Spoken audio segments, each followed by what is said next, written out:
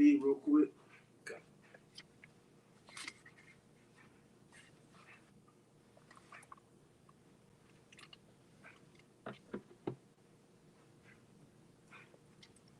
All right, we on. Kind. Hey, Shalom. Shalom.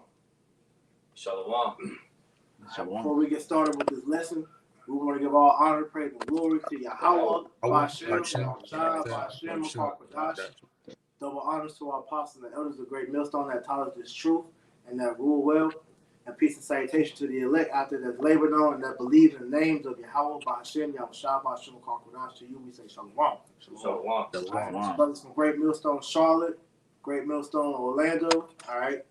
Coming back with another lesson through the Spirit, power Yahweh, Ba'ashem, Yahushua, Ba'ashem, Kakwadash. The Lord willing is edifying, man.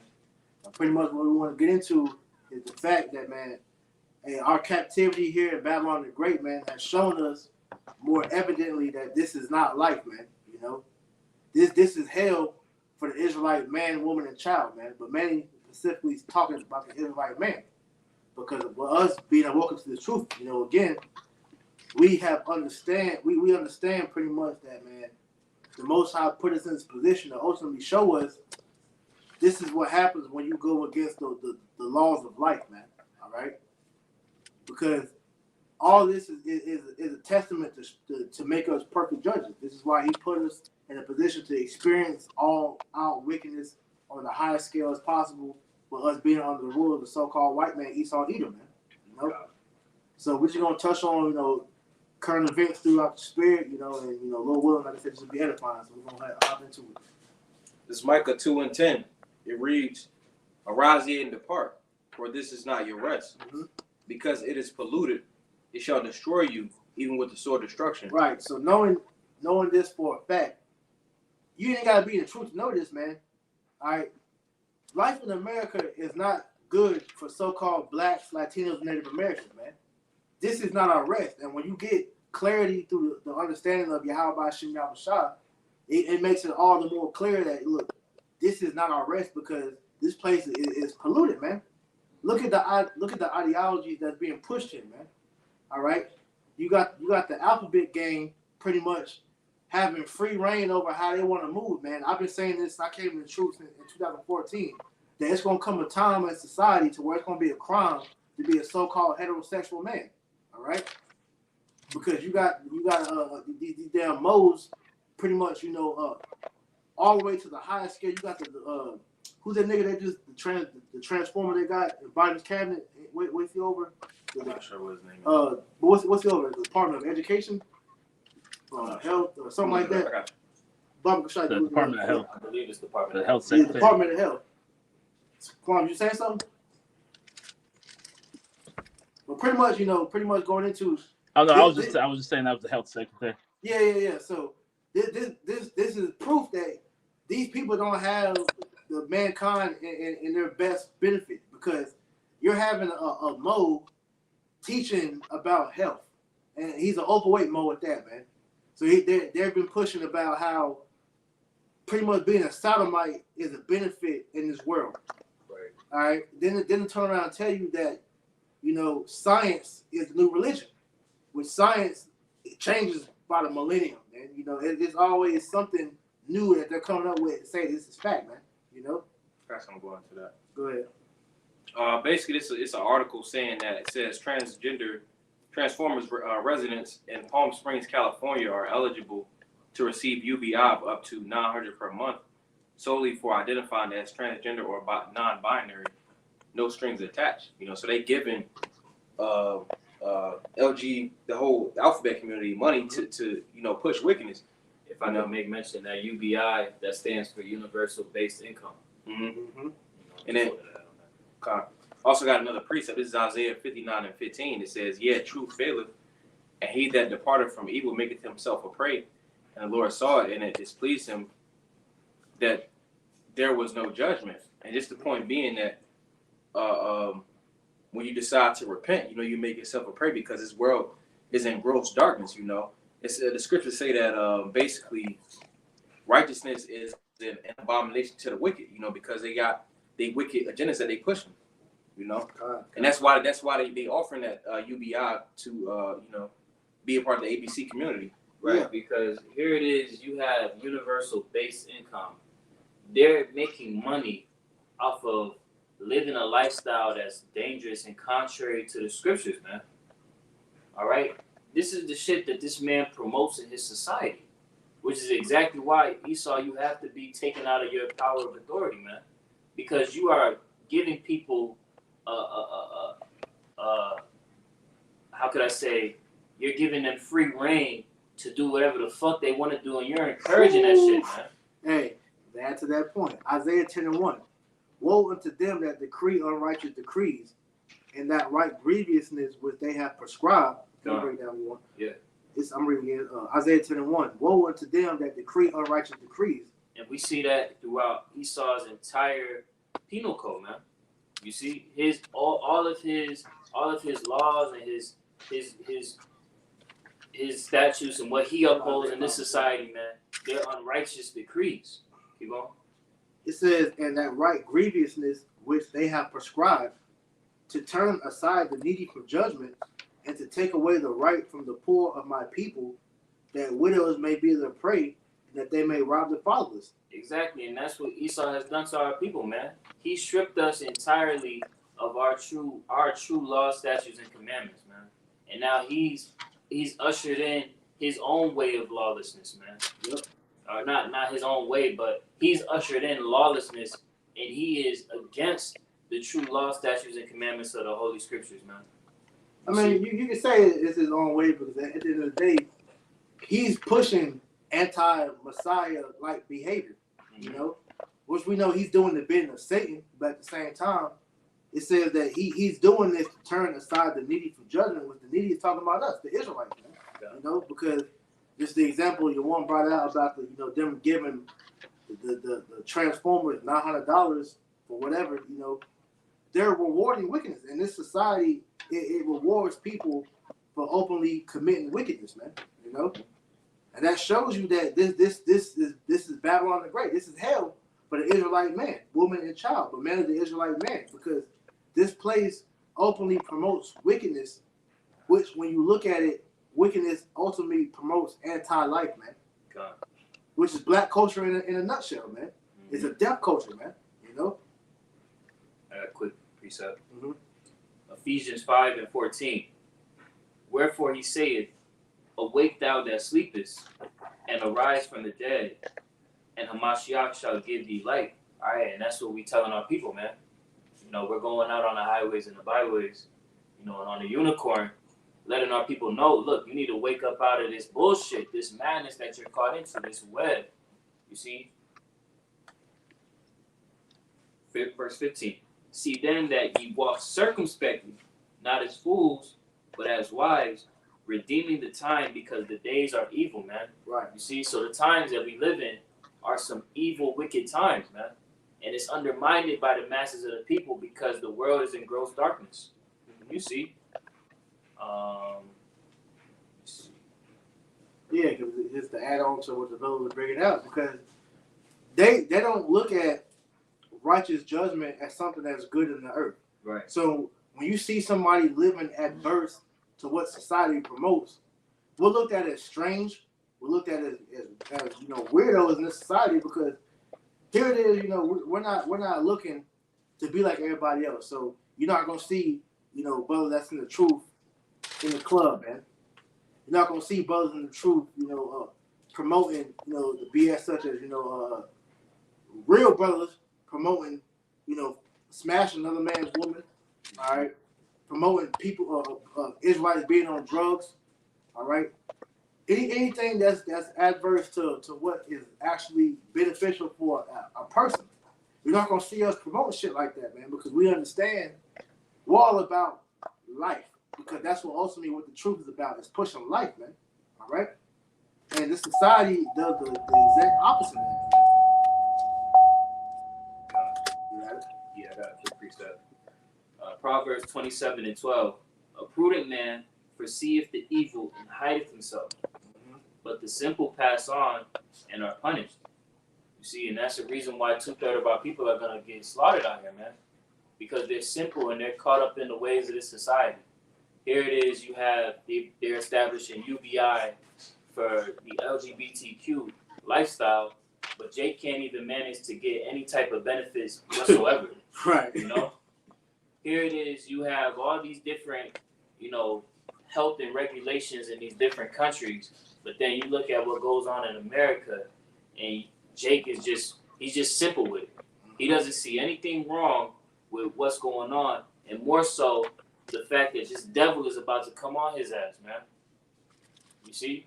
This devil is about to go full-fledged crazy on Jake, man. Right. And he thinks, like as we saw from the brothers in the Dallas camp, Jake wants to appease to his master, man. Mm-hmm. But all that shit is going to come to an end, man. Because it's about to be full-fledged Jacob's trouble out here. God. I got a precept for you. You got it. God, this Sirach 18 and verse 27.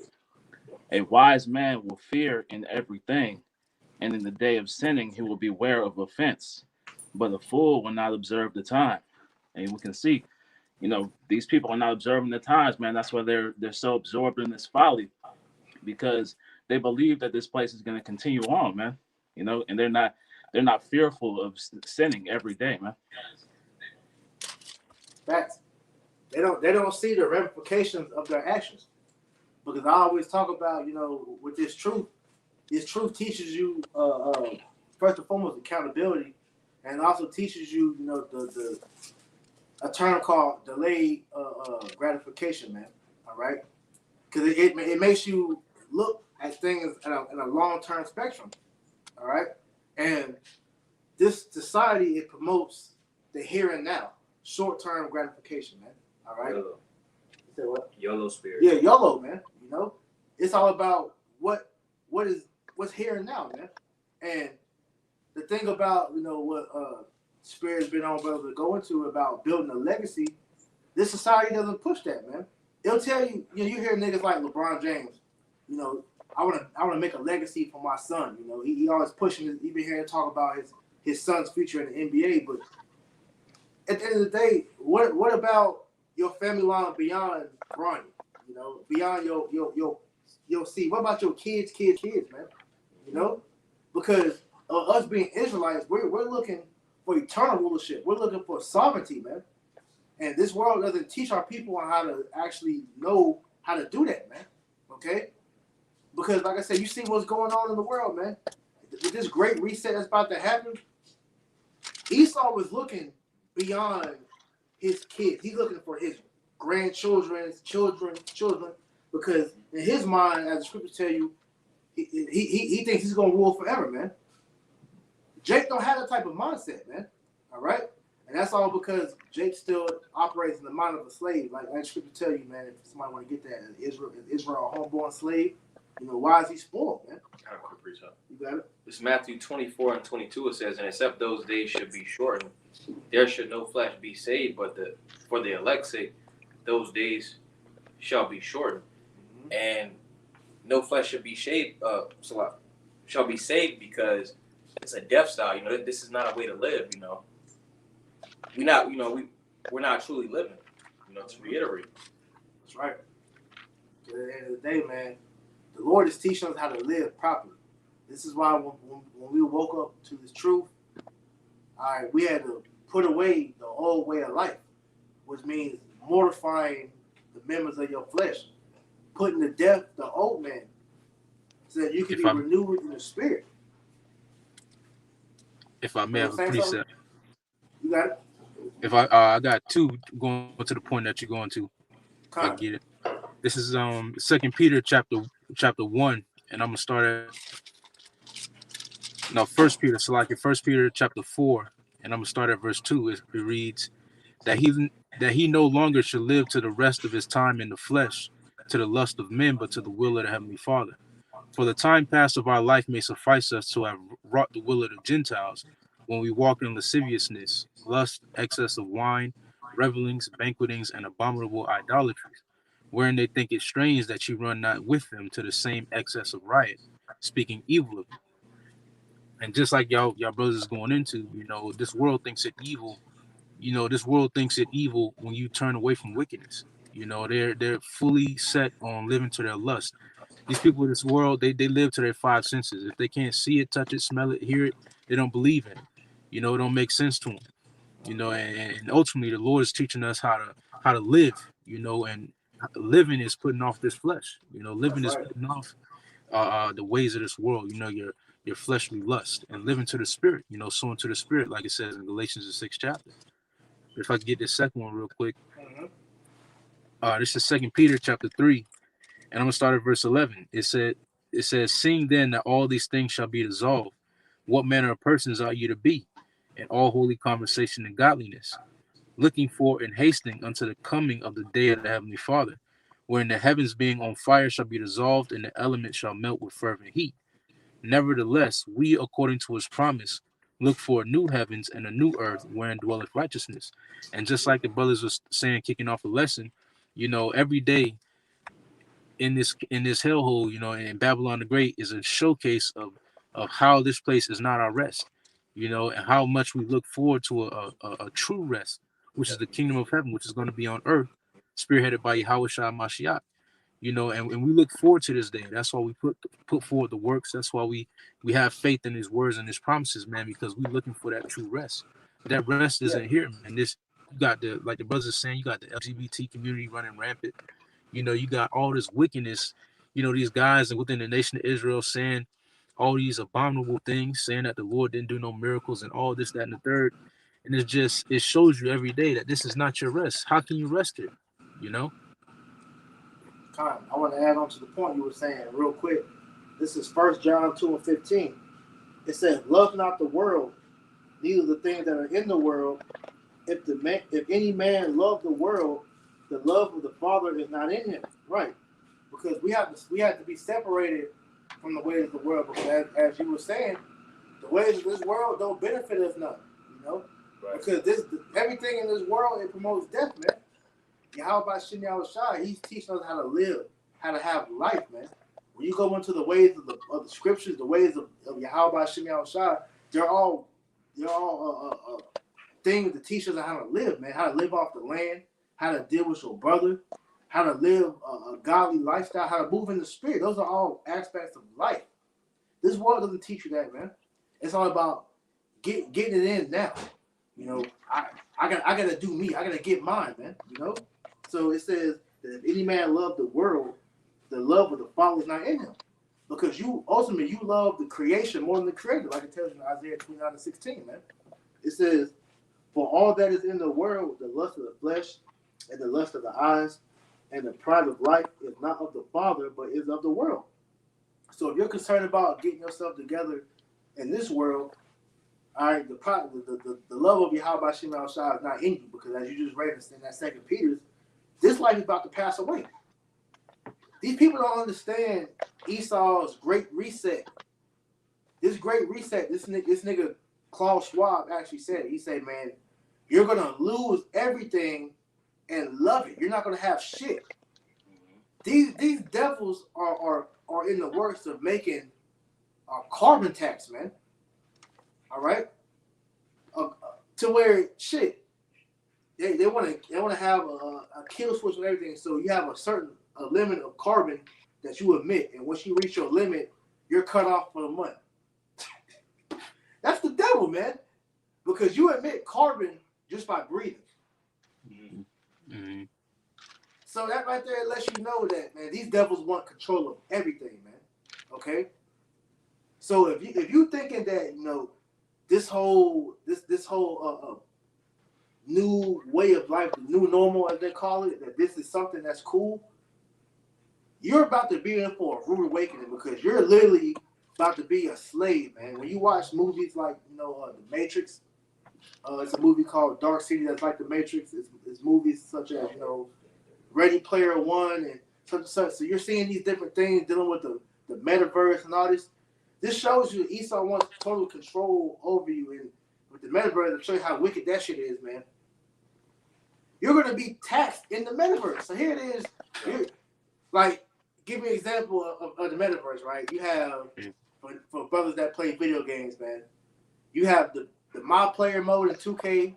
I don't know. It's one in Madden. I don't know the name of the Madden. I don't play football, but you know, you have the created players on in Madden, GTA Online. GTA Online. You got all these games that pretty much let you create RPG type games. Let you create your person, and you walk around and do what you do. You're going to be able to do that as an escape, but in the metaverse, you're going to be taxed on how you live, man. Yeah, they already doing it in these games. These games, they charge you fucking surplus amounts of money now. Yeah, you got VC. Yeah. You got you got these young Jake into Fortnite and Minecraft and Roblox or whatever. They got their own form of currency, man. These are all when you look at it in the spirit. These are all things to condition you to get ready for what's to come, man. Okay, so that's why going back to the scripture, it says, 1 John 2:16. For all that is in the world, the lust of the flesh and the lust of the eyes and the pride of life is not of the Father, but is of the world. And the world passeth away, and the lust thereof, but he that doeth the will of Yahweh shall abide forever. So if you had some sense to you, you would say, man, fuck this world, everything that comes with it, everything that's about to come with it, with this whole new way of living. Because if you want to truly seek eternal life, man, you're going to do the will of Yahweh shall, man. All right. We got 2 precepts. Get that first one, bro. Proverbs. This is Proverbs chapter 3 and verse 31. Envy thou not the oppressor, and choose none of his ways. Mm-hmm. God, because we see the fruits of this man Esau, man. Everything that he's been promoting and that he's wanting to bring upon this world, don't get caught up in that shit. That's what we telling Jake. Yo, now is the time to depart, because this is not our rest, and we know that this shit is about to be destroyed by Yahweh Bashem Yahushua. The fruits of this man's society leads to destruction. It's point blank period evident that this society is destined for destruction, man. Why the fuck would you be envious of this man, man? You see, he's about to get destroyed, right? Let me get this next precept. Sirach 9 and 11. Envy not the glory of a sinner, for thou knowest not what shall be his end. Right, we see the end of the fruits of Esau's labors, man. Destruction. So why the fuck would you want to take part of that? As the priest was saying, if you can see what's going on in this society, you would say, fuck this place, man. Fuck everything that this place has to offer, because it ain't offering shit out here. Nope. Except for pain and continual strife, man. It's no peace here. Nope. All that peace that Jake thinks that he's able to find, that shit is just a figment of his imagination. You see? Man. The little peace that he's able to find. So again, for thou knowest not what shall be his end, man. Don't be joined with this nigga when he gets destroyed. Depart.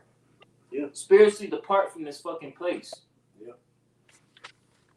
You got something? Yeah, let's add on to. This is the book of Isaiah 28, and I'm going to start at 15. It says, because ye have said, we have made a covenant with death, and with hell are we at agreement. When the overflowing scourge shall pass through, it shall not come unto us, for we have made lies our refuge, and have under falsehood have we hid ourselves. So the main point, it said that our people have made a covenant with death, man, and they think that because they went along with Esau's plan and his agendas, that when this society shifts to this new way of life, that they're going to be good, not knowing that you're in a trick bag, because you're not seeing that in the grand scheme of things, that the Most High is the one that rules in the kingdom of men, like I told you in Daniel 4:17, and that he's allowing Esau to do this, because the true great reset is not what Esau is bringing, it's what the Lord is bringing. And the Lord is doing this to bring in a new way of life, which is the kingdom of heaven, man. All right? So he's allowing Esau to do this because he's going to let Esau come into his blessing just so slightly enough to where he's going to think he got it, and the Lord's going to pull the rug from under him and like, look, nigga, this is my rule. I'm letting you do this for my game real quick. Get Romans 9, I think 17. I just want to go there. Because at the end of the day, Jake don't realize this is all the Most High's plan. And so with us being given the blueprint of what Yahweh Shem Yahushua end goal is, we understand that the Lord's only allowing Esau to do this for his benefit, man. So Romans chapter 9 and verse 18, it reads, "Therefore hath he mercy on whom he will have mercy, What's 17 say? and whom you look for 19, Come. and whom he will harden. Mm-hmm. Thou wilt say then unto me, why doth he yet find fault? For who hath resisted his will?" Listen for it. Go up to 17. 17. "For the scripture saith unto Pharaoh, That's it, yeah. my bad. Even for this same purpose have I raised thee up, that I might shew my power in thee, and that my name might be declared throughout all the earth." Right. The Most High allowed Esau to get to the point where he's at to show his power. Because understand, the Lord, as it tells you in Daniel 4:17. Again, matter of fact, get that real quick. So I don't want to quote it. Let the scripture speak for what it says. Daniel 4. Hold what you got. I'll talk about it. Okay. Because this is all the Most High's movement in the day. That's the thing that I want to make clear. Everything that Esau is doing, he's not doing it of his own will. Because this nigga's a puppet. Just as we're puppets. But we're puppets for righteousness, man. Lord willing, we're of the elect. This nigga Esau, he's a puppet for wickedness, man. So we all are playing a part in the grand scheme of things for the Most High. Because when you understand this truth, you understand that life ain't nothing but a big chess game to the Most High. And the Most High is using us as pawns, but you understand when a pawn gets to the other side of the chessboard, what happens? He becomes a king. And the Lord is about to make us kings, man. Okay? Go ahead. And this is Isaiah 34:16 says, "Seek ye after the book of the Lord, and read. No one of these shall fail, none shall want her mate. From my mouth it hath commanded them, and his spirit it hath gathered them."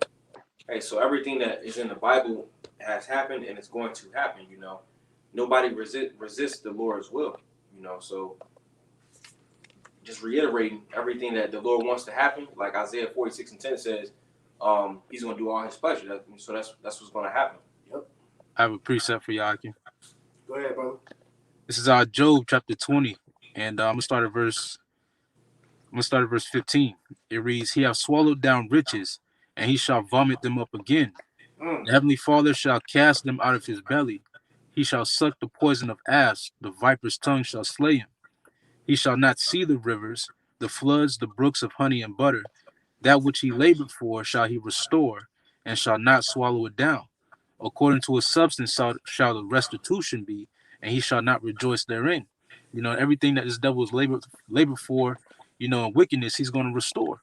The Lord has raised this devil up. He's allowed him to have the power of the sword, to conquer the earth, to hoard up all the riches, and everything that he's hoarded up, he's going to restore, in due time. It says, "Because he hath oppressed and hath forsaken the poor, because he hath violently taken away an house which he builded not.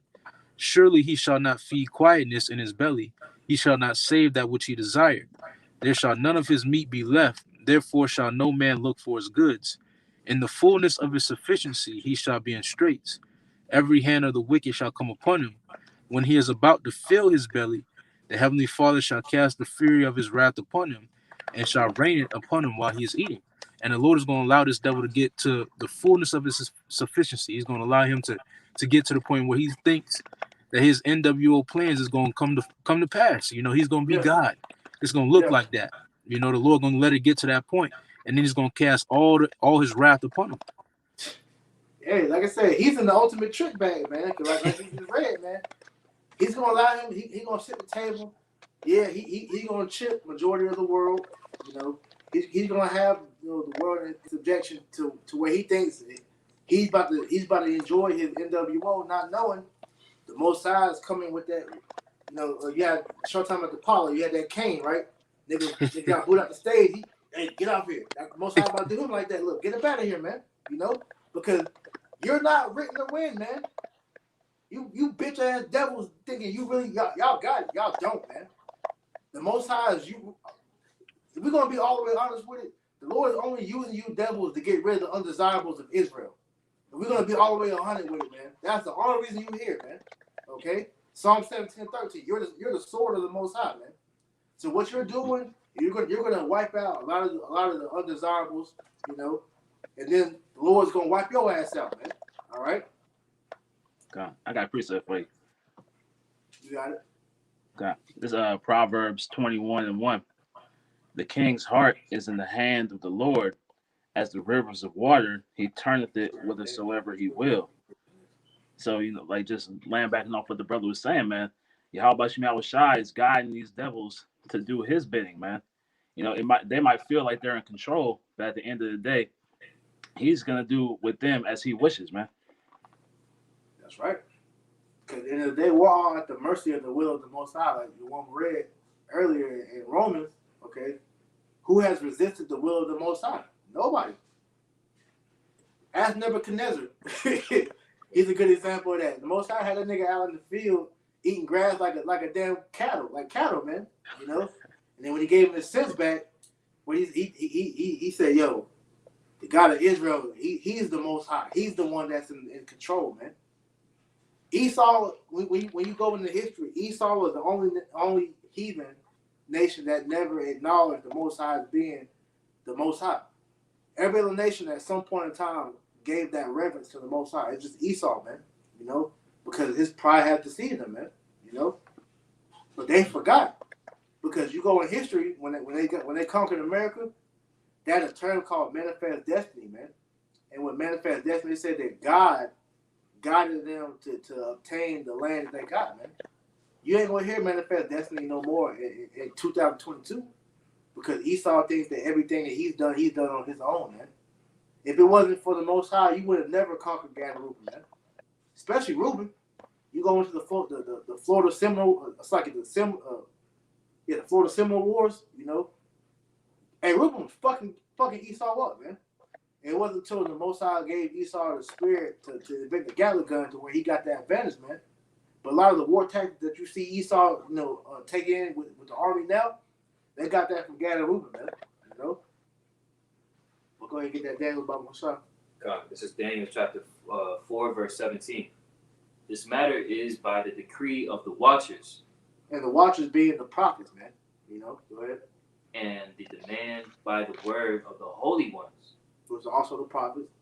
To the intent that the living may know that the Most High ruleth in the kingdom of men. Right, so we're set out here to tell you that everything that's going on is done by the power of Yahweh Shem Yahushua.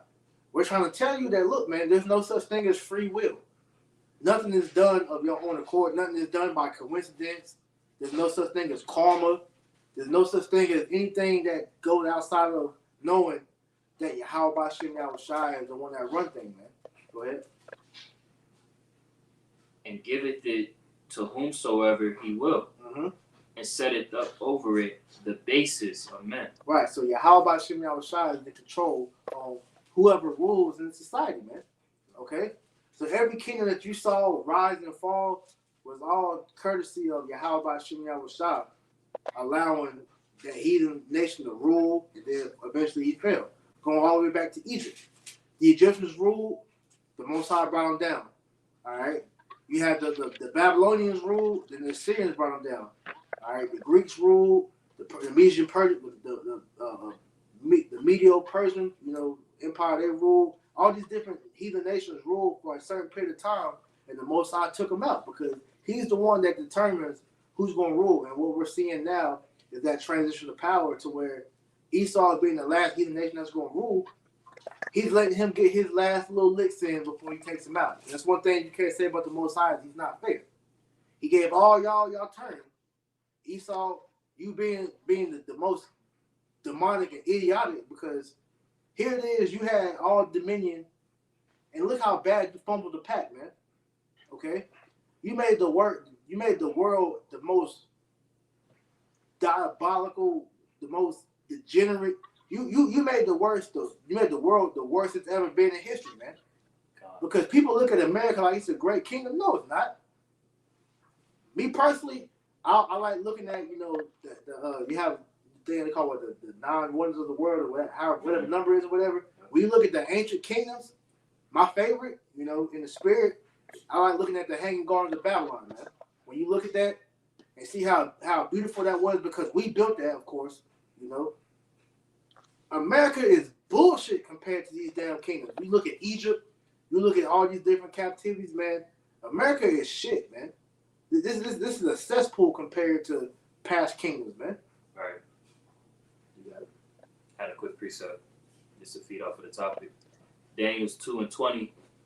Daniel answered and said, "Blessed be the name of the Most High forever and ever. For wisdom and might are His, Mm-hmm. and He changeth the times and the seasons. He removeth kings and setteth up kings. He giveth wisdom unto them that know understanding." All right. And the point being is He removeth kings and setteth up kings, because what we're witnessing right now is the transition of power, man. You see, Esau thinks that the New World Order is to usher in his system, right? But ultimately, what it is the destruction and the demise of this empire that he sought out to build, man. You see, because everything that Esau has done to this point, he thought that he was never going to have to account for all of that madness, man. But now he's starting to see, look, the men of the Lord are waking up. The Israelites are aware of who they are. He's aware of the times and the seasons, you see, and he's about to come down with great wrath on Jacob. But nothing that he does is going to withstand against the prophecies, man, of him falling, man. Because as we know, pursuing the 2 Ezra 6 and 9, Esau is the end of the world and Jacob is the beginning of it that followeth, man. You see? So all of this is set up in the spirit so that Esau can fall, man, and that Jacob can be set up as the next ruler. That's on. This is Isaiah 47:7. It says, "And thou saidst, I shall be a lady forever, so that thou didst not lay these things to thy heart, neither didst remember the latter end of it." It's going into you saying, basically, Psalm 49:11. Esau didn't.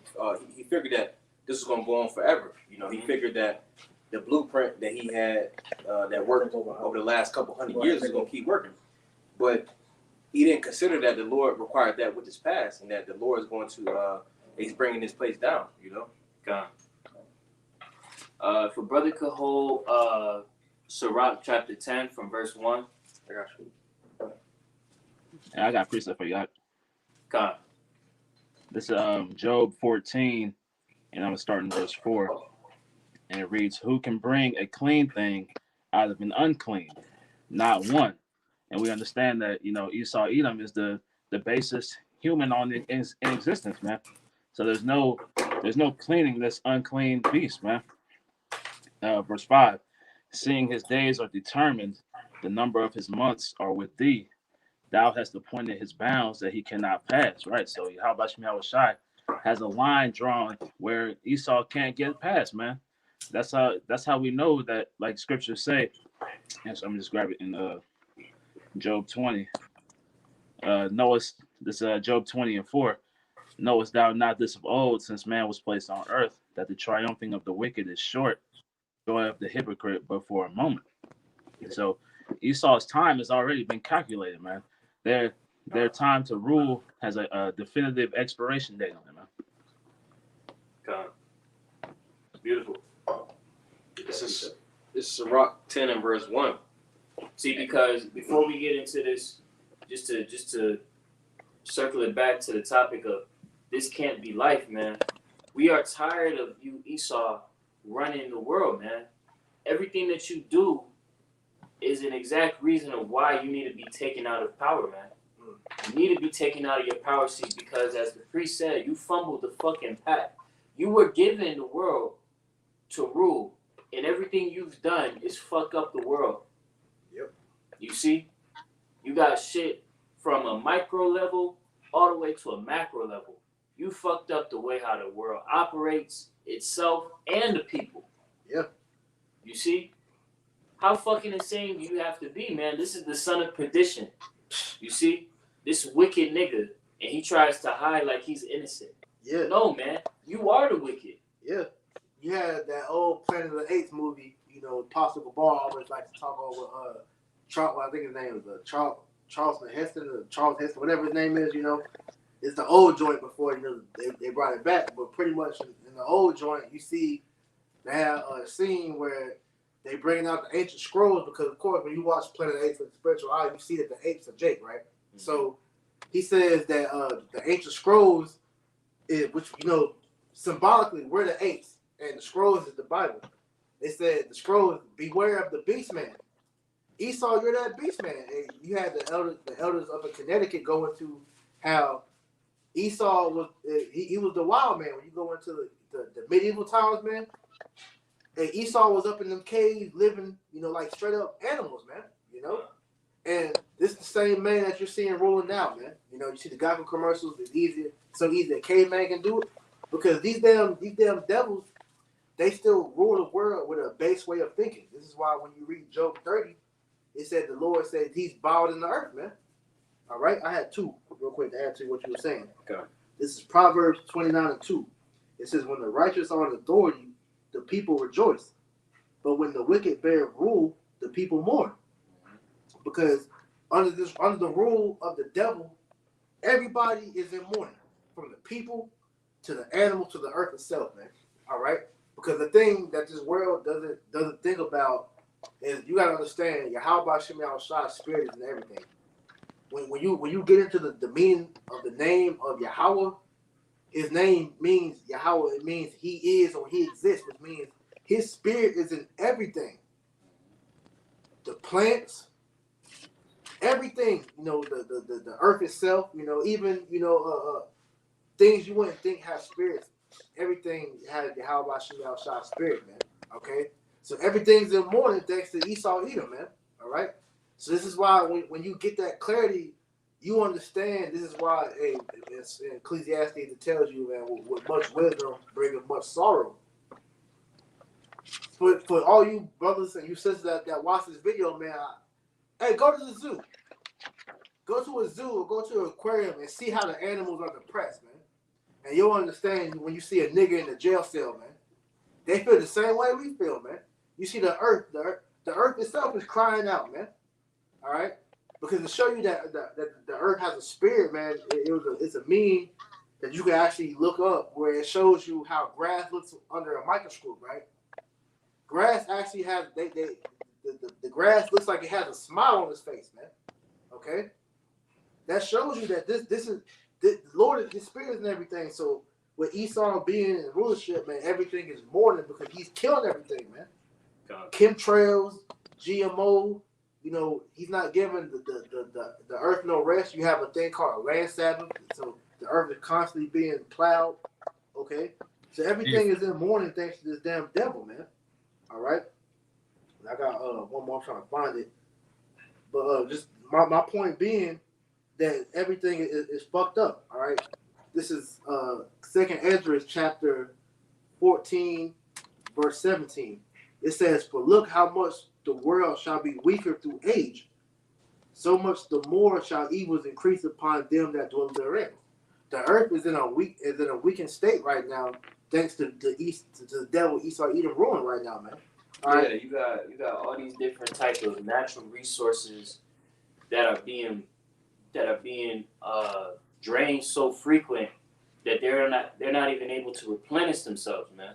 Yeah, it's a thing I've been hearing through different podcasts and news articles that said that within the next 4 to 10 years, I forget the time. Lord, we're not here that long, but they said that the earth is going to run out of topsoil, man. So you're not even going to be able to plant herbs anymore. That's major. People don't understand how important that is to the earth, man. You're not going to be able to farm.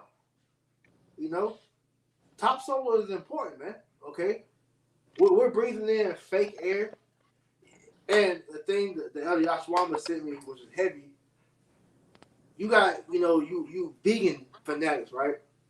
You think you go to the store, you're buying organic vegetables and fruit. Understand, everything that we're buying in the stores is all manufactured in a factory. The food that we're eating is not even real. The air that we're breathing is not real. The water we're drinking is not real. Everything is poison. It's not real. This isn't life. This is not life, man. So the earth is being weakened as we speak. All because we're being ruled by the damn devil.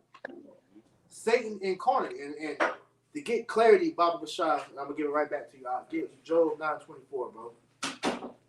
Because this is all, I did a lesson, Esau flagged it, but I did a lesson called All Fingers Point Back to One Man. Yep. Because every single problem you see going on the earth, it all goes back to the same culprit, the damn white man, man. This bastard has fucked everything up, man. Because he's not fit to rule, man. You got it. Job 9:24. The earth is given into the hand of the wicked. The earth is given into the hand of the wicked. Who's the damn wicked? All right? Everybody wants to dance around that damn question.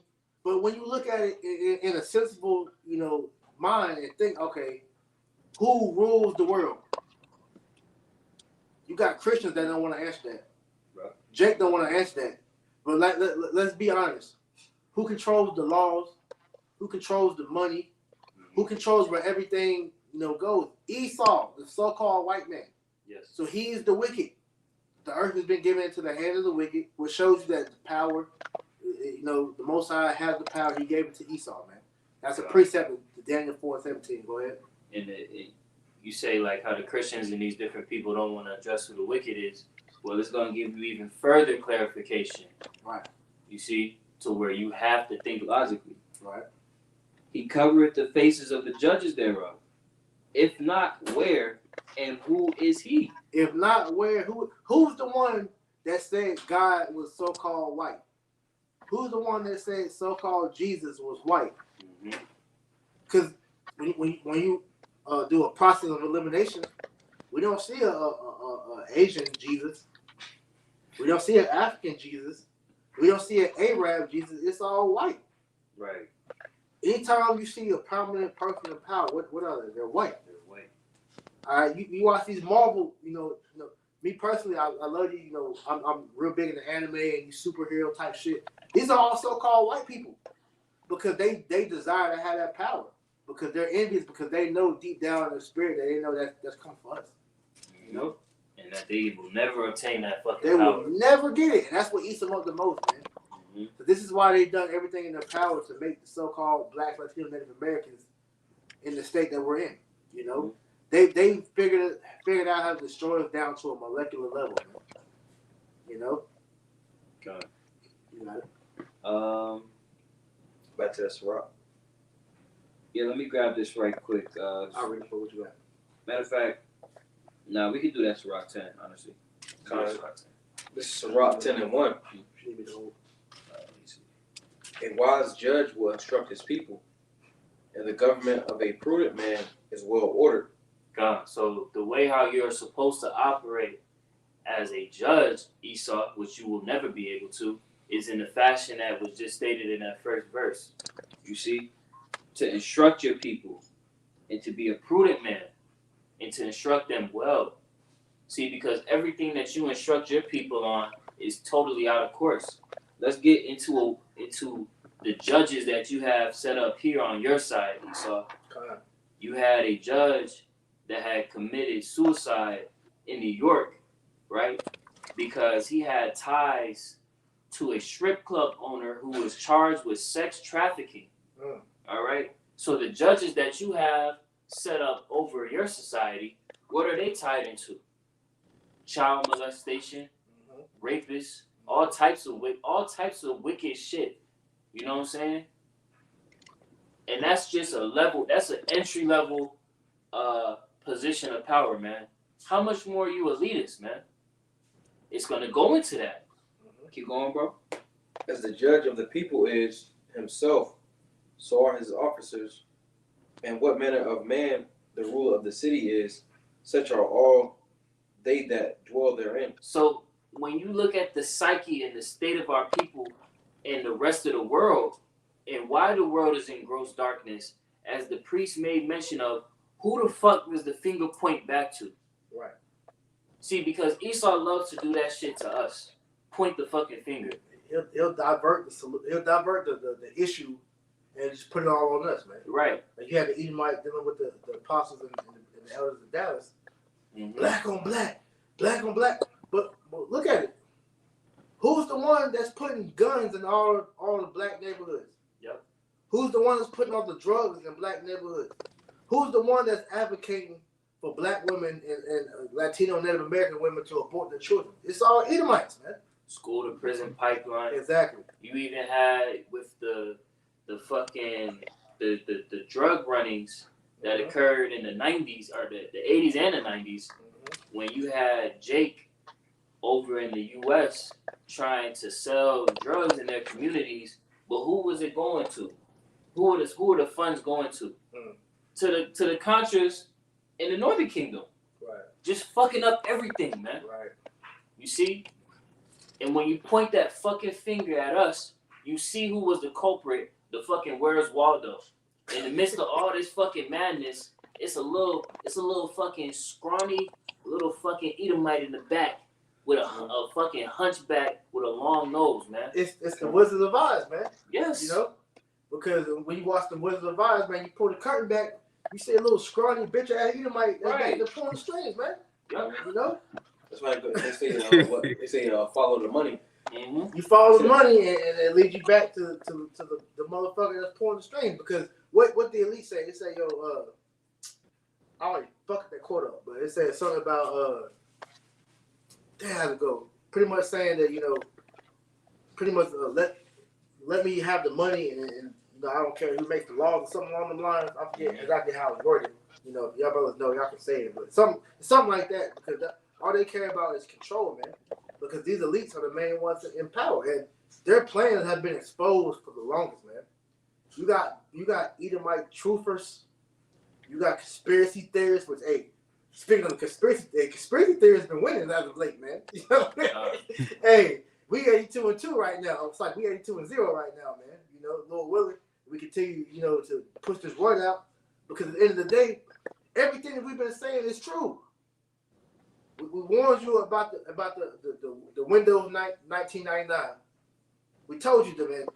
Hey, Bill Gates in his TED Talk told you years way before the CVID said it's going to be a pandemic that's going to change the world. And then what happened? The CVID hit, and it put the world in a whole new way of thinking. You had the apostles and the elders for years talking about the Charagma being the CHIP. Yeah. And now you see that narrative is full-fledged. You also had Klaus Schwab in 2016 have an interview where he was discussing the fact by 2026 that technology was going to be fully pushed, man. And we see it. We see everything happening now because it's all through prophecy. Prophecy. That's all that matters, because that's what is running things right now, man. And if you're a man of wisdom, Bible Bashar gets Sirach 39:1. Because you're able to see this because the Lord has opened our eyes up, man. You know? This is Sirach chapter 39 verse 1. It says, "But he that giveth his mind to the law of the Most High, and is occupied in the meditation thereof, will seek out the wisdom of all the ancient, and be occupied in prophecies." And we're occupied in prophecy because we're following the will of Yahweh Hashem Yahushua. Okay, because we understand we're fighting for life right now, man. This is a spiritual battle, as it tells you in Ephesians chapter 6. This is a spiritual battle that we're fighting against the principalities of darkness, man. These people don't understand that these elites actually commune with demons. Yeah. You know, it was brought out that they actually have a table to where they actually have their seances, and they have a seat that's open for Satan, and Satan will literally manifest himself and talk to them and let them know this is what you need to do. But the thing about it, what makes this truth so heavy, as you read real quick. I know I'm taking the lesson. I'm gonna give it to you. You're good. Job 2, man. Satan is a double agent that's playing you devils, man. Yep. All right. You devils, as we keep saying, you are in a trick bag. So you're not understanding that Satan is really playing you niggas, man. Okay? All right. Go ahead. This is Job chapter 2 and verse 2. It says, "And the Lord said unto Satan, From whence comest thou? And Satan answered the Lord and said, From going to and fro in the earth." Start one. And again, there was a day when the sons of God came to present themselves before the Lord. It said that the sons of God presented themselves before the Lord. Let's go ahead. And Satan came also among them. Which means that what? Satan was a son of God, which means what? Satan was checking in with Yahweh Ba'ashem Yahweh, with Yahweh Salaki. All right? He had to check in. Satan was checking in, so that cuts that whole doctrine that, you know, Satan rebelled against the Most High in heaven and got cast down to earth. No, Satan's in order. Satan works for the Most High, man. All right, go ahead. And the Lord said unto Satan, From whence comest thou? And Satan answered the Lord and said, From going to and fro in the earth, and from walking up and down in it. Right, because Satan is doing the will of the Most High. He's constantly trying people, man. All right, so we're understanding that, hey, Satan, he's telling these elites what to do ultimately because he's pretty much putting these elites in a situation to where they're gonna fuck up. That's like that mental society thing. You know you fucked up, right? You know you fucked up, right? Because they don't understand that they're in a trick bag, man. This is why us being in the truth. That's why, hey, John 8:32 tells you that the truth has set us free, because we understand that we're in the light, man. All right, we understand everything is happening because Yahweh Shem Yahushua is doing this to really set up the elect to obtain the new world, man. If I may, if you want, you got that Amos 3:7, because that's going to align with what you're saying. Because the Lord has set it up to where the rest of the world is blinded, but we are very fortunate, us brothers and you few sisters out there, to actually hear this word and receive this word, man. That's right. Because this is a true blessing to see the to have foresight, man. Right. To have an understanding of things before they even come to fruition. That's right. And Amos, you about to say something? You got it. It's Amos 3:7. It says, Surely the Lord God will do nothing, but he revealeth his secret unto his servants the prophets. Amen. And starting with our elders and apostles on down, man, we've been able to see what's to come through the Spirit, man. Through the Spirit and power of Yahweh Shem Yahushua, we've been blessed and fortunate to actually understand and receive this word, man. You know what I'm saying? And now, everything that we were told, you know, times before is manifesting in the earth, you know? So, hey, again, Satan has these elites in a trick bag. You see, they think that they're doing something, being that they're the sons of darkness, but us being the sons of the light, we have secrets and access to on a whole different scale, man. You see? So Esau thinks that he's doing something when he's doing all this wickedness and witchcraft. Man, that shit don't matter against anything that Yahweh Shem Yahushua has set up for the men of the Lord, man. Because at the end of the day, they don't understand that you persecuting us for our beliefs ain't doing nothing but verifying the scriptures. Mm-hmm. Because what we're seeing that we're doing is we're trying out for godhood. All right, we went into that last night. Me and Bill talked about. You know, we're auditioning for godhood, and in the midst of us trying to obtain that life, we're going to be tried on every scale possible. Because to be a god, that's not no light thing, man. Okay. That's a heavy lot, because understanding the elect, we were talking about this earlier, the elect, 144,000, all right? That's a small number amongst the vast majority of Israel.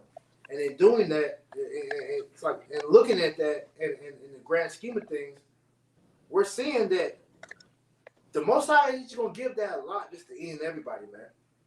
You have to be willing to literally risk everything, even your life, to obtain that life. And this is why the scriptures tell you that we love our life unto death. We don't give a fuck about this damn life. At the end of the day, this ain't living. You know, I mentioned yesterday, man, my rib said some heavy shit, man, when she was pretty much saying, like, yo, this whole way, this life is a simulation, man. When you watch The Matrix is my favorite movie of all time, man. Because The Matrix is literally speaking about what we're doing right now. This shit right now, we're in the Matrix right now, but when we walk in the Spirit, we break out the Matrix, man. You know. I got a precept for you. You got it, bro. Hey, because going to what you were saying, this is Matthew chapter 19 and verse 29. It says, and everyone, verse 27 actually. It says, then answered Peter and said unto him, behold, we have forsaken all and followed thee. What shall we have therefore? And Yahushua said unto them, Verily I say unto you, that ye which have followed me in the regeneration, when the Son of Man shall sit on the throne of his glory, he also shall sit upon 12 thrones, judging the 12 tribes of Israel. And Right. everyone that have forsaken houses, or brethren, or sisters, or father, or mother, or wife, or children, or lands for my name's sake, shall receive an hundredfold, and shall inherit everlasting life. But That's many right. that are first shall be last, and the last shall be first. You know, and just like the brother's going into, man, this everything here is a simulation. You know, we don't give a damn about this life, man, because this ain't life. You know, you wake up to some unnatural ass alarm clock, go to a Yep. job that you hate, to be around people that you hate even more. You know, just to repeat the whole cycle day in and day out. This isn't a life, man. You know, the Lord created this earth to be way much more than what we experience right now. We're supposed to be able to travel. You know, we're supposed to be able to eat good foods and get nutrients off of it. You know, we're supposed to be able to breathe clean air.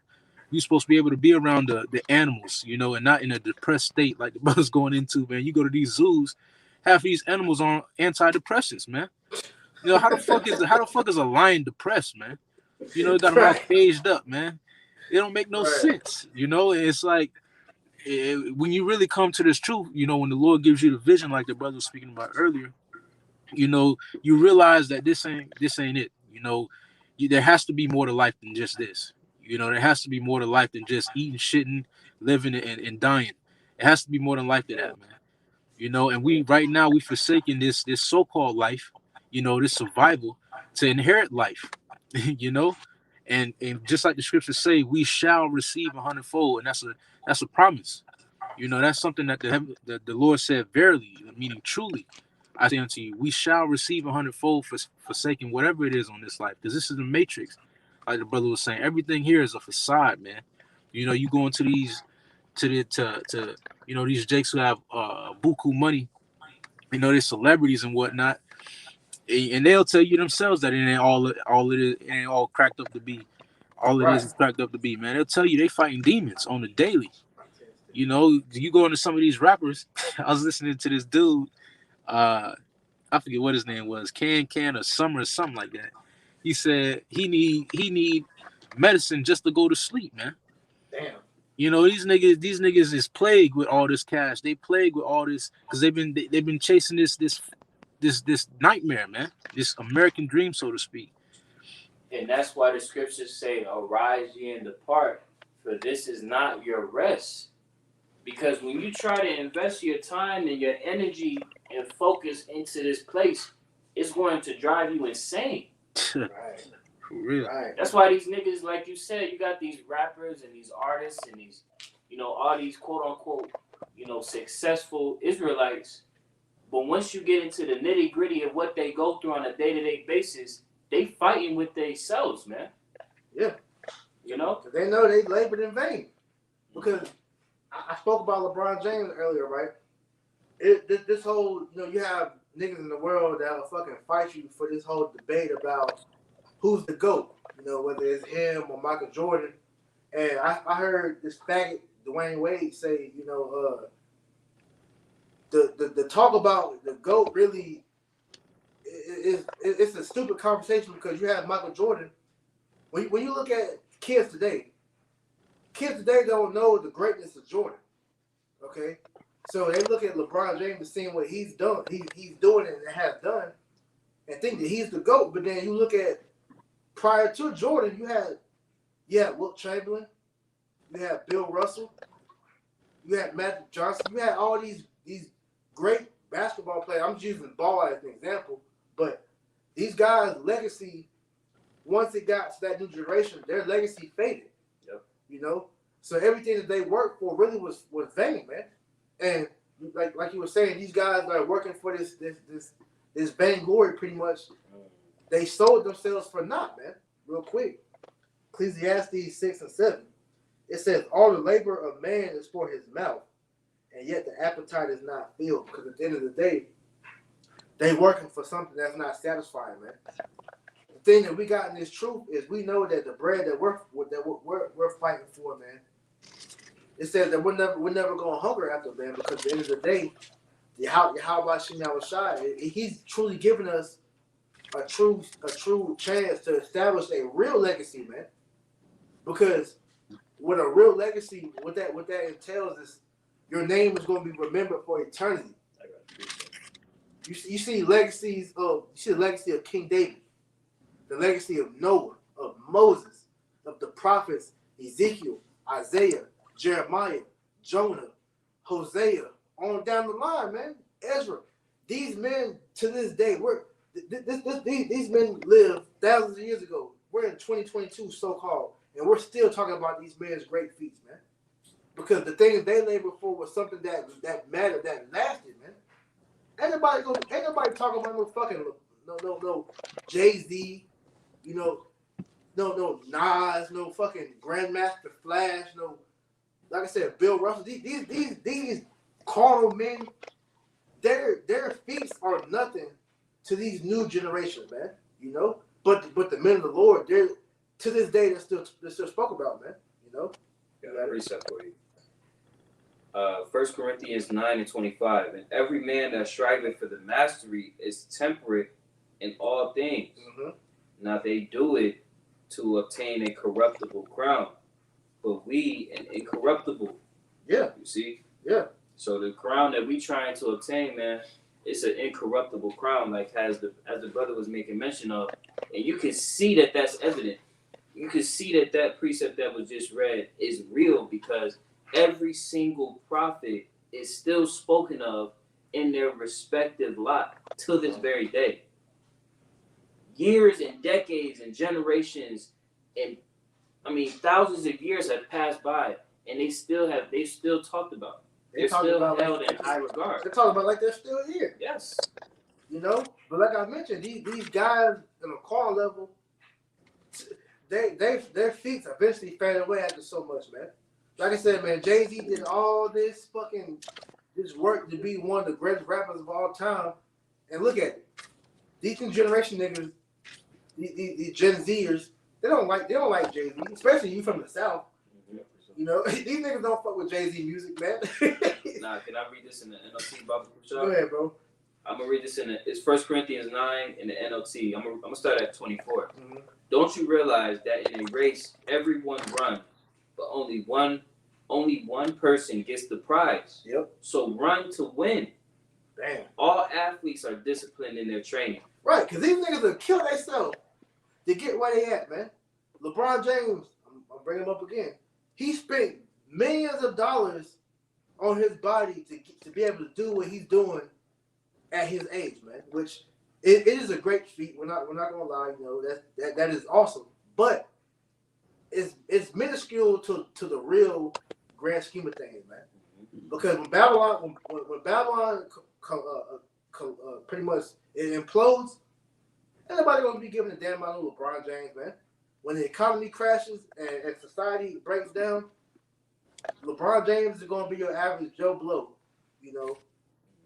Jay-Z gonna be it's a saying I heard when I first came to the truth, man. Jay-Z and these niggas, they gonna be running from tanks just like we're gonna be running from tanks, man. You know? These niggas ain't nobody special.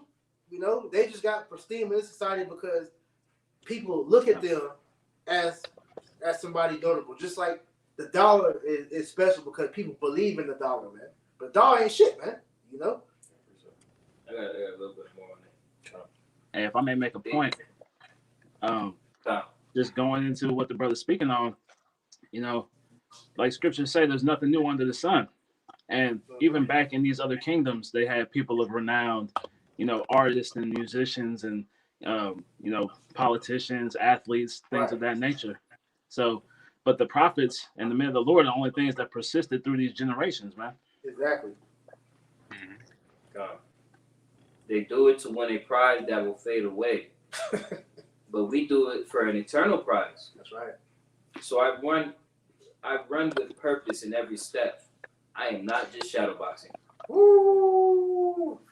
That's cool. That's tough. That's tough. Hey, look, at the end of the day, shit, we got a purpose, man. All right, we got a purpose that we're trying to obtain because at the end of the day, we want to be those men whose names are set in stone. That's written in the book of life, man. Like Kwame was saying, that names don't fade over history, man. You know. Yeah, bro. If I may say this,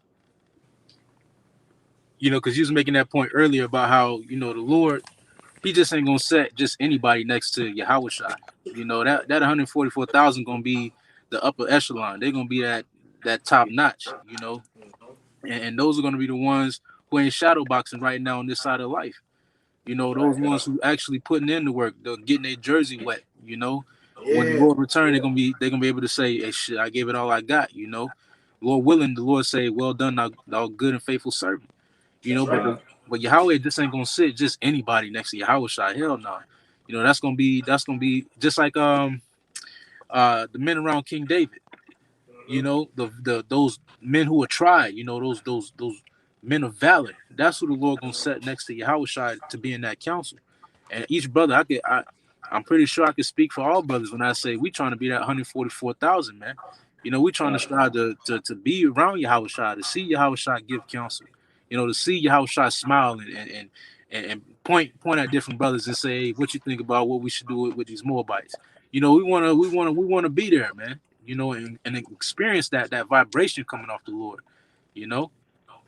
Lord willing. Right. I got a definition and a precept. This is the word practical, because that's essentially the spirit that was Paul, right? Yes, it was. Kind of that Paul was in. It says practical, because you don't want to be. Let me see some antonyms. You don't want to be theoretical or just doing it just to be doing it. You want to be practical. You So don't be winging it, man. that's that. And that's essentially what he was talking about with the shadow boxing. It says of or concerned with the actual doing or use of something rather than with theory and ideas. So you want to actually have a goal. You want to keep your eye single. You want to have a purpose, man. I got a precept that's going into because Jake is more so worried about LeBron James and folly. But truly the end of that tunnel is vain. That vainglory brothers was getting into. This is Haggai 1:6. It says, "Ye have sown much and bring in little. Ye eat, but ye have not enough. Ye drink, but ye are not filled with the drink. Ye clothe you, but there is none warm. And he that earneth wages to put it into a bag with holes." So truly, they under the curses as well. So that lifestyle that they're following is in vain. We was created. Ecclesiastes 12:13. That's that way that's profitable. Because like you had the priest make mention of, you got all these niggas that be doing this shit and they go hard for their practice and they don't really get nothing out of it, man. They still unhappy. But how much more us when we're trying to obtain an eternal prize, man? Right. Because you have niggas like LeBron James, I think about Kobe Bryant and his dedication to what he did. He always talks about, don't look at what I did, but how I did it, and his approach to what he put his mind to. Because you definitely had people like that was like that in the time of Corinth when Paul was sent out there. Like, it's a reason why he spoke those metaphors to the people of Corinth, because that's what they was involved in. You had good sports people, but what they ain't get shit. But if I can speak on Kobe, you see all the work that Kobe put in, and the moment that nigga died, he was automatically thrust out of the Mount Rushmore of Laker players, man. As much blood, sweat, and tears he put in for that franchise, the moment LeBron James came, he automatically is not talked about as wanting to be a Laker great no more. And LeBron ain't did shit for Lakers. He actually is underwhelmed immensely. A bubble ring. Being a Laker. But this nigga Kobe gave his life to that franchise, literally. His whole life. Gave his life to that franchise, and as soon as he died, now he's forgotten, man. Yeah. That's why I said, man, we're laboring for that incorruptible crown, because the reward we're going to obtain, what we're going to be of the elect, is going to be a glory that's never going to fade, man. If I could give an example to brothers right quick. Here it is. brothers still talk about Abba Bivens. Come on, man. Real talk. Come on, man. You know what I'm saying? That's that our elder Abba Bivens gave his life for this gospel, man. Right, Masha. You know? King Masha too, yeah. King Mashal too. You know what I'm saying? Our king gave they these great elders of ours gave their life to obtain that eternal crown. That eternal prize, man. And they're still talked about to this very day. You know? Just putting things into perspective for modern times, you know? I appreciate what you said. Okay. This is Revelation 14:13. And I heard a voice from heaven saying unto me, right, blessed are the dead which die in the Lord from henceforth. That's right. Yea, saith the Spirit, that they may rest from their labors, and their works do follow them. Ooh. Speak on it, Their works do follow them, man. You see? Because the works that we put in to obtain our eternal prize, our eternal uncorruptible crown, right? Our works are gonna follow after us, man. What we did to gain it. Because what brothers are doing right now, I mean, look, it's gonna be written, man. What we're doing right now is going to be written in the kingdom of heaven, man. Lord willing, we endure to the end and we be a part of the elect, man. You see?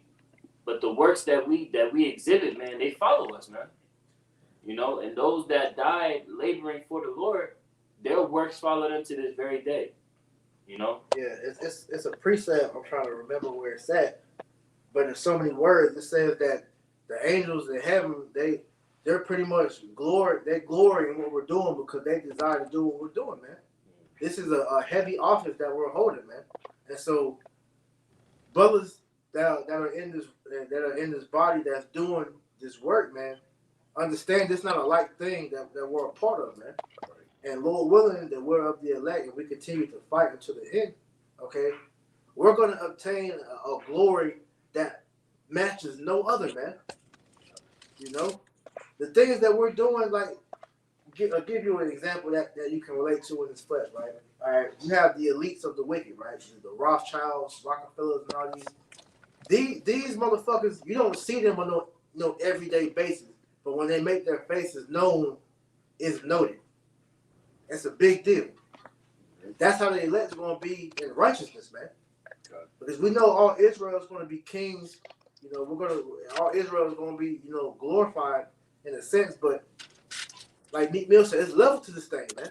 It's levels to that glory, and the elect is going to be that upper echelon of glory to the Lord. When people see the elect, it's going to be a big deal. They're gonna see us as as gods. All Israel is going to be gods with a lowercase g, but the elect is going to be like up here. Why not fight for that glory now? But understanding to get that glory, you have to be a base from inside, though, man. Why not make that sacrifice? Okay. Fuck it. Fuck This his life. bro, this is not life. What you're fighting for is a stake to Right. hold in real life. Right. What's your integrity like? Right.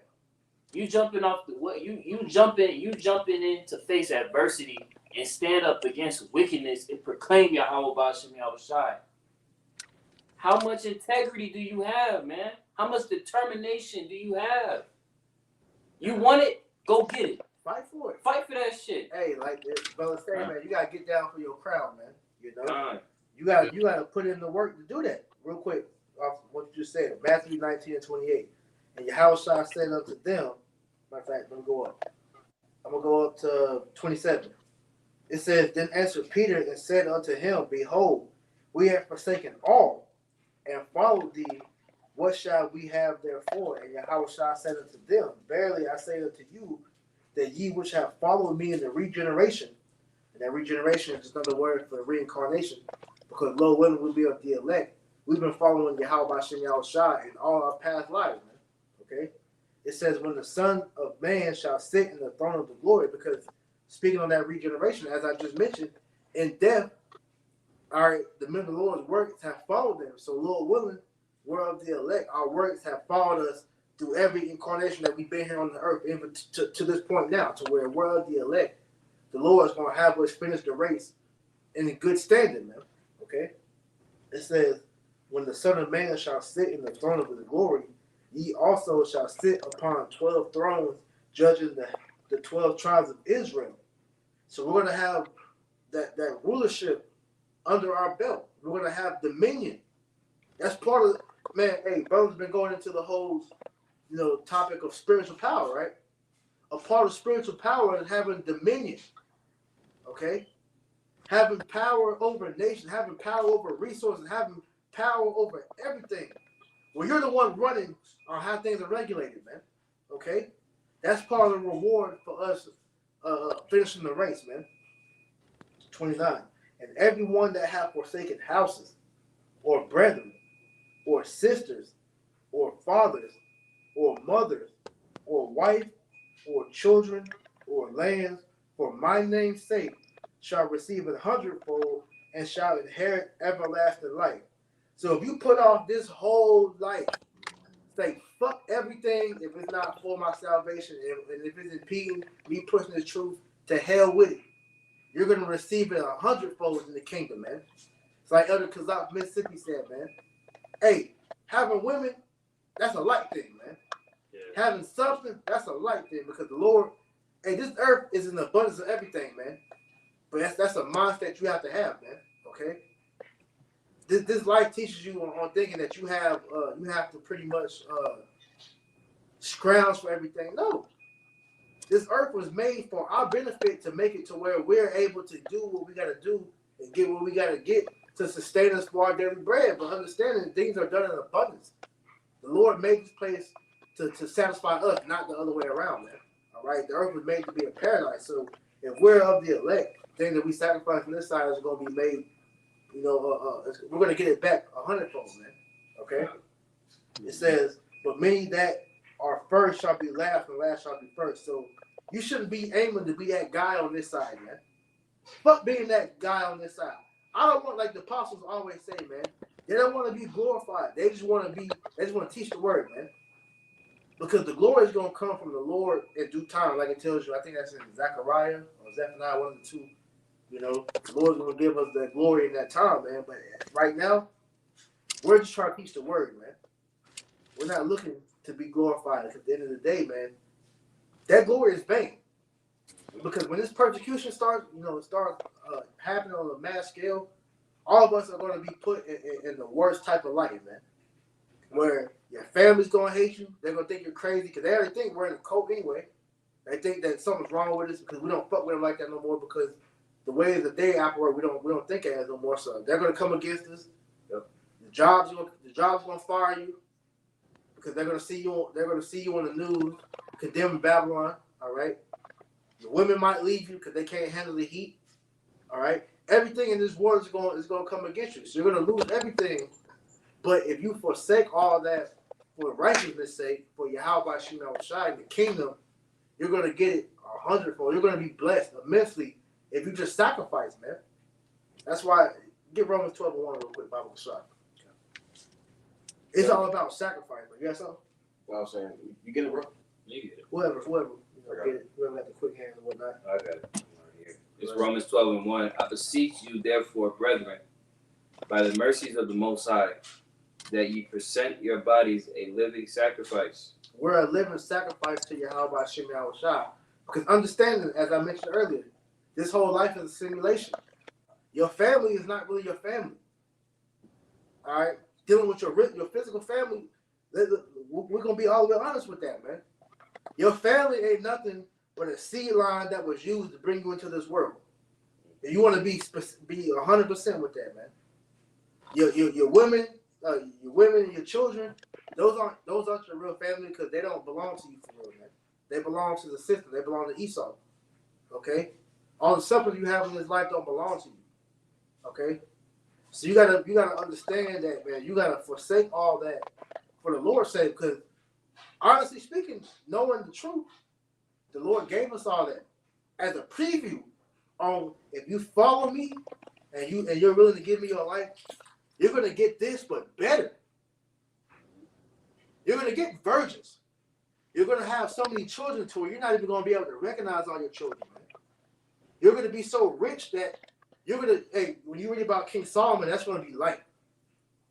King Solomon has so much riches that, man, he had gold, he just put in his afro. He had so much substance to where his servants, Queen Sheba, whatever her name was, you know, she thought his servant was King Solomon. That's how decked out his kingdom was, man. So this shit that we got on this side, this is minuscule. Brothers that got houses, many women, many children, many substance.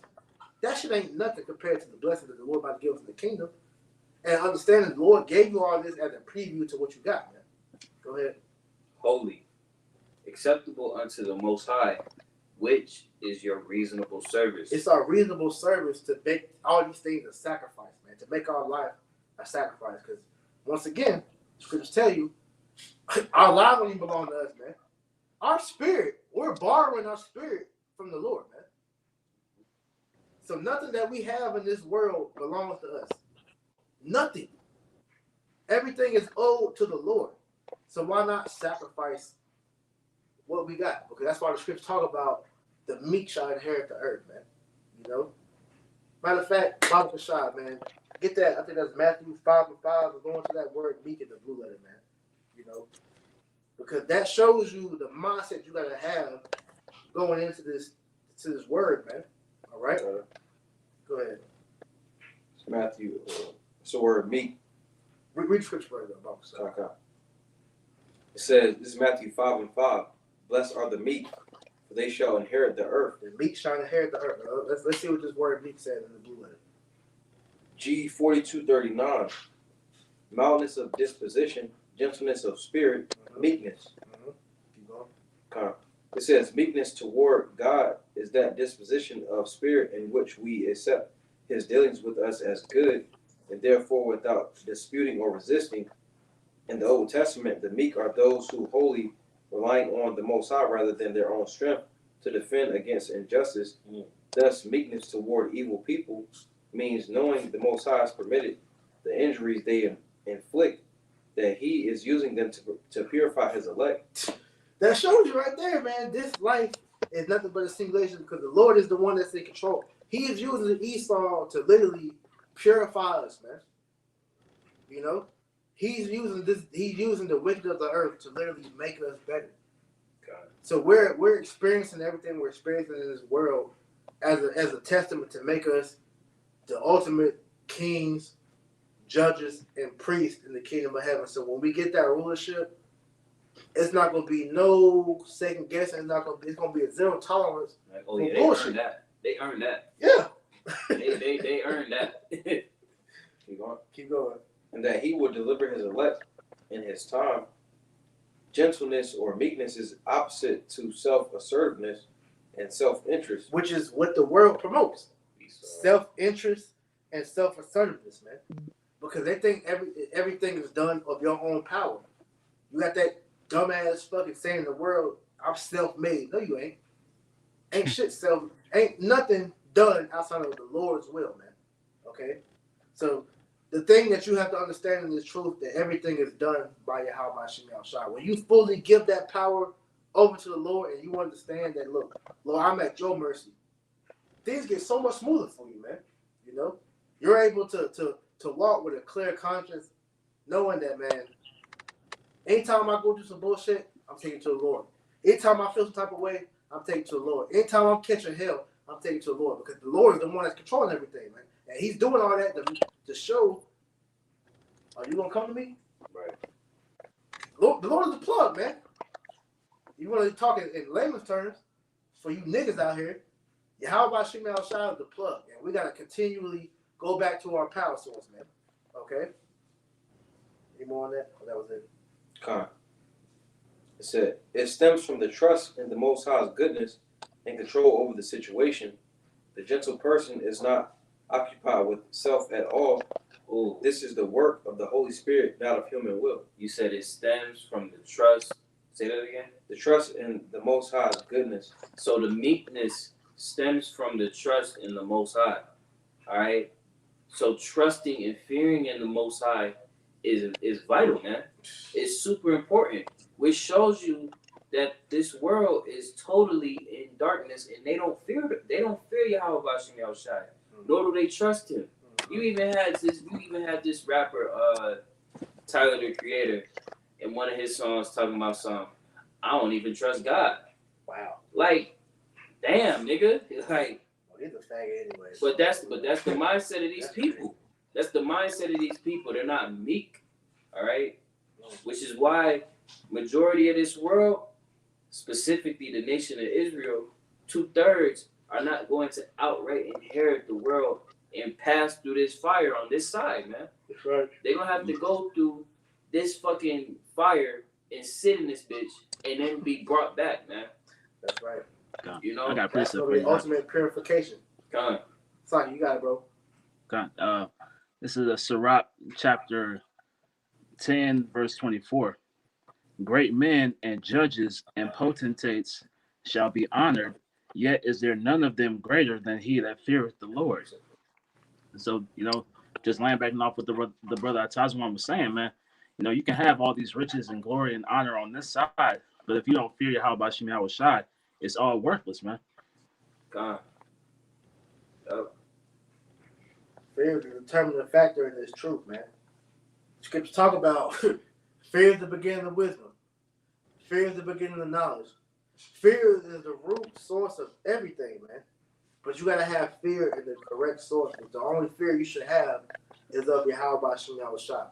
Fear and everything else is meaningless, because when you go into it in Wisdom of Solomon, I'll get it real quick. All right. Anything outside of the fear of the Lord, that's not real fear. Okay. This is Wisdom of Solomon 17 and 12. It says, "For fear is nothing else but a betraying of the succors which reason offered, and the expectation from within being less, count the ignorance more than the cause that which bringeth the torment." So it says, fear is nothing else but the betraying of the help.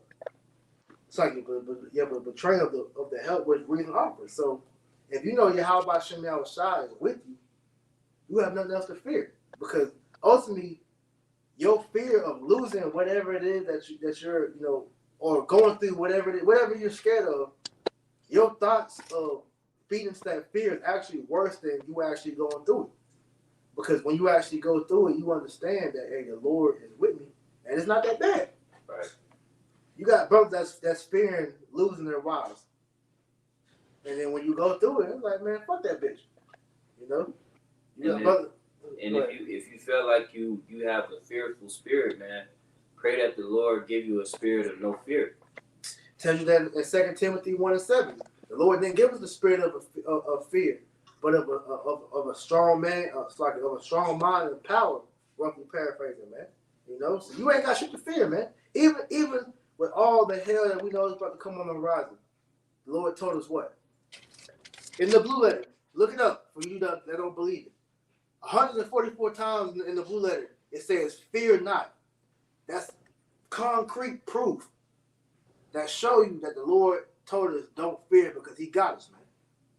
144 times he told you in the blue letter, don't fear. So all throughout the scriptures, it says you 144 times, don't fear.